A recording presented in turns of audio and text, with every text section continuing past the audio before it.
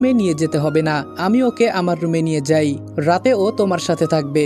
রিয়াকে আমি আমার রুমে নিয়ে যেতেই আমার বন্ধুরা সবাই আসলো ওকে দেখতে। সাজিদ এসে বলল, রনি, কাজ তো একটা হয়ে গেছে। আমি বললাম, কি হয়েছে বল শুনি।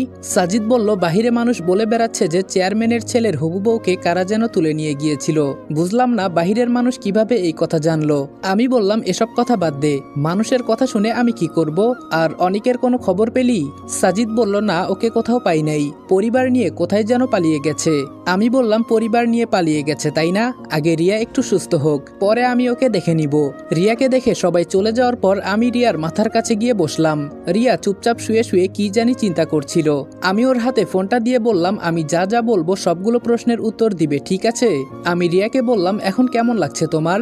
রিয়া মোবাইলে টাইপিং করে বলল, আমার এখন একটা জিনিস বাকি আছে, আর সেটা হলো আমার মৃত্যু। আমি রিয়ার মাথায় হাত দিয়ে বললাম, এভাবে বলতে নেই, তুমি মরলে আমি কি নিয়ে বাঁচবো বলো? আর এই নিয়ে কোনো চিন্তা করো না, এখন থেকে আমি তোমার পাশে আছি, আমি তোমাকে এখন আর কখনো একা হতে দিব না। রিয়া বলল, আমার কাছে এখন কিছুই নাই আপনাকে দেওয়ার মতো, খুব ইচ্ছে ছিল আপনাকে নিয়ে সংসার করব, আপনাকে ভালোবেসে আপনার বুকে মাথা রেখে ঘুমাবো, কিন্তু আপনার বন্ধু সেটা হতে দিল না। আমি ওর কাছে আমার জীবনটা পর্যন্ত ভিক্ষা চেয়েছিলাম, কিন্তু ও আমাকে ছাড়লো না। আমি বললাম, এসব নিয়ে এখন আর কোনো কথা বলবে না, আর ওকে আমার দেখার আছে, ও তোমার পা ধরে মাফ চাইবে, তুমি দেখে নিও। রিয়া এবার ইশারা করে বলল, আমার খুব ঘুম পেয়েছে, আমি একটু ঘুমাই। আমি রিয়ার কপালে চুমু দিয়ে বললাম, ঠিক আছে, তুমি ঘুমাও। আমি রিয়াকে রুমে রেখে বাহিরে বের হলাম। বাহিরে যেতেই আম্মু বলল, রনি, টেবিলে বসে আগে খেয়ে নে, আর রিয়ার কি খবর? আমি বললাম, এই তো আম্মু, এখন মোটামুটি একটু ঠিক আছে। ও হ্যাঁ, একটা কথা বলতে তো আমি ভুলেই গেছি, আমার আম্মু বর্তমানে রানিং চেয়ারম্যান, টেবিলে বসে খাবার খাচ্ছি। তখন ছোট বোন এসে বলল, ভাইয়া তোর কি মন খারাপ? আমি বললাম, বোন, একটু খারাপ, তবে চিন্তা করিস না, দোয়া কর যেন সবকিছু ঠিকঠাক হয়ে যায়। রাতে আমি রিয়াকে বুঝিয়ে আম্মুর রুমে পাঠিয়ে দিলাম, আর বললাম, সাবধান, কোনো উল্টাপাল্টা কাজ করবে না, আগে তুমি একটু সুস্থ হয়ে নাও, পরে আমি তোমাকে বিয়ে করব।